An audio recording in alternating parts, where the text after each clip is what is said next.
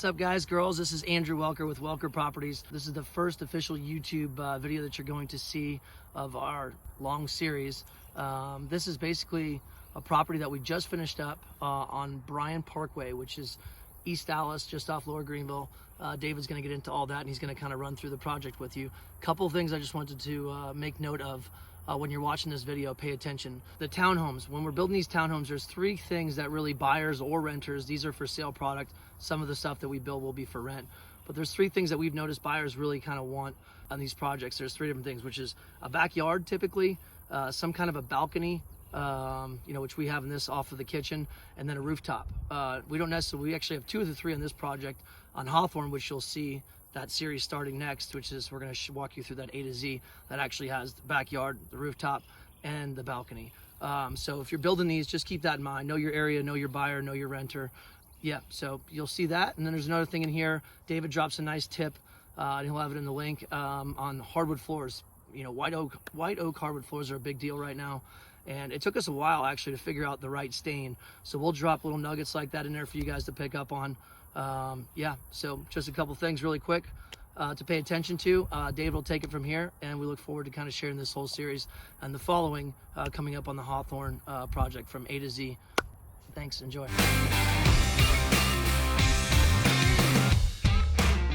Hey, what's up everybody? It's David here from Welker Properties. We are here in Dallas, Texas. Wanted to show you a recently completed 4-unit build that we've got going on here near downtown in the Lower Greenville area.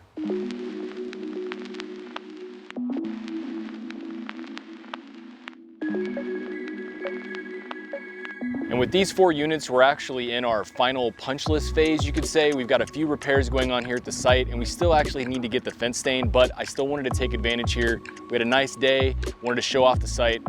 Now these 4 units, on average, 1750 AC square footage. They all have a 2-car garage. They all have backyards, which is an awesome feature to have on this type of a build. They are 2-bedroom and 2.5 bath, huge open floor plan, great railing, beautiful white oak floors. We'll go inside here in just a second so you can take a look at that, but first we'll take a quick overview of the exterior of the building.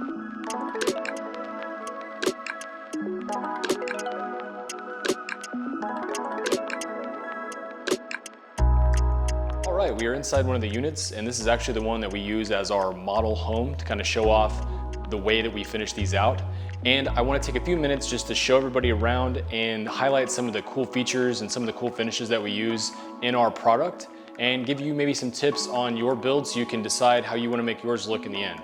And one great feature you have to have in a big open floor plan like this is big open windows that feel great, but on those sunny days, you want to have some auto shades. All right, and one quick thing I wanted to mention was the amazing hardwood floors here in this unit. We went with a white oak hardwood floor, and we went with a finish by a company called Bona, which will have a link in the description below for the finish that we used here at this property. It's super important that you focus on how you're gonna finish it, especially when it's white oak. There's just a lot of issues that you can run into if you're not careful.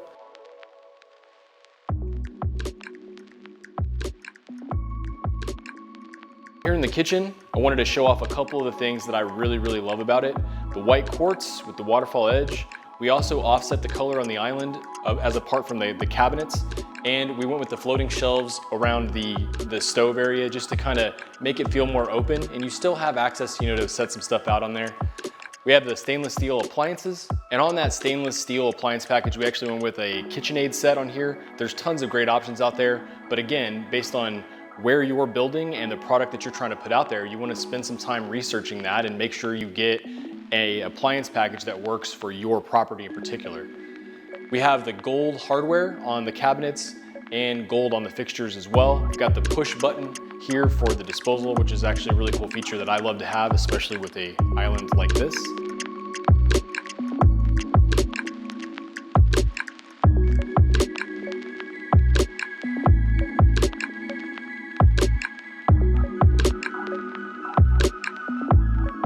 All right, right, we came around this side of the island to give you a little bit better view of the way this is set up. One important thing I really love, and that I stress a lot during the design phase, especially for a build like this, is having enough space to move in this. I've been in a ton of properties where you almost have no room here. You go to open your stove and you're basically trapped up against the island. So that's a huge thing to look out for, and make sure you're addressing that during your design phase. And another thing I love is the soft close on the cabinets, of course.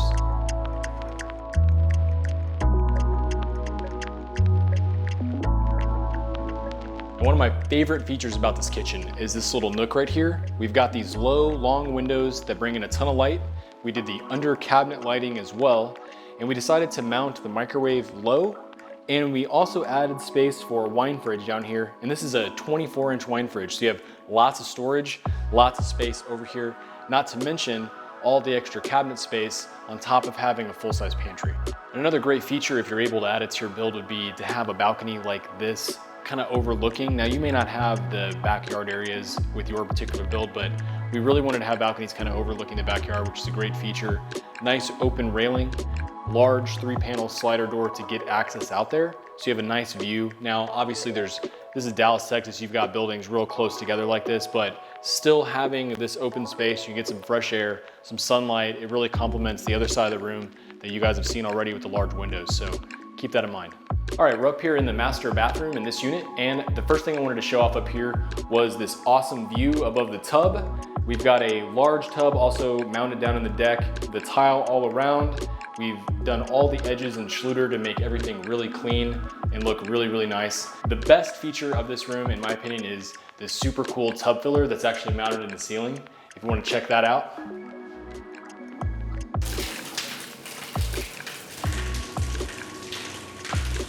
All right, and I've got to show this shower some love as well. We've got the frameless glass. The door actually can go in and out, which is a great feature for a smaller space.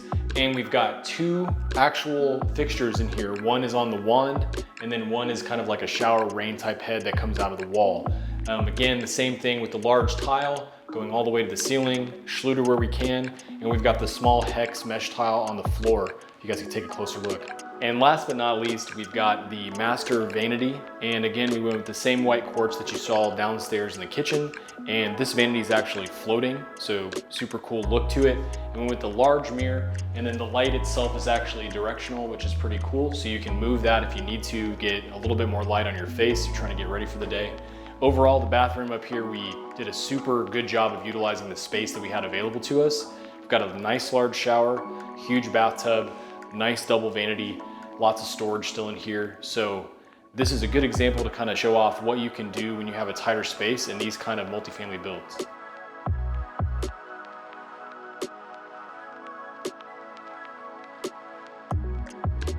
And one quick note on something you're gonna see kind of throughout this video, hopefully in the background, is this nice custom metal railing. We have this throughout. Now on your build, you may not be able to go with something like this.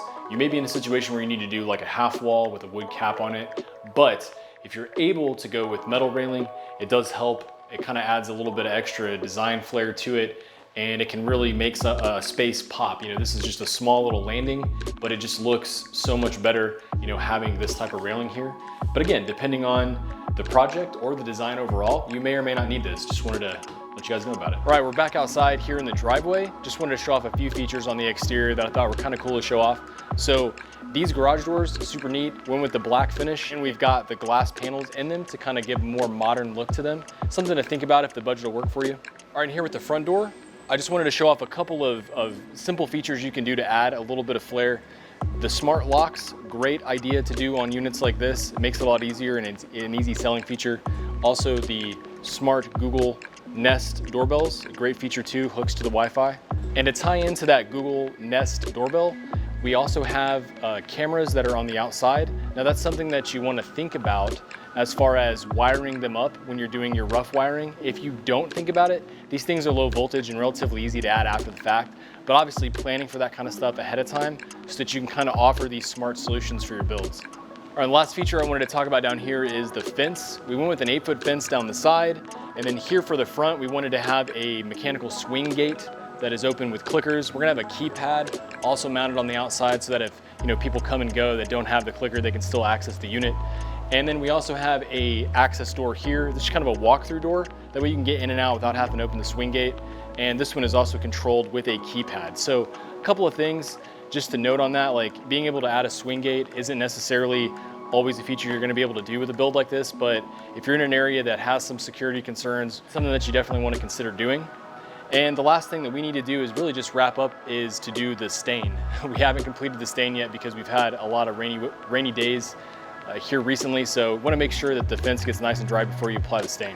And coming up very soon, we have a whole video series on a new construction 10-unit, 2-building build coming up, so you guys can follow us along through that process. We're going to share as much of it as we can, the entire construction process, show you guys from the design phase all the way through the final project. It's going to be a long project where you guys can see every step of it over the course of the entire build process. So thanks again for checking out this video. Hope you enjoyed this one. See you soon.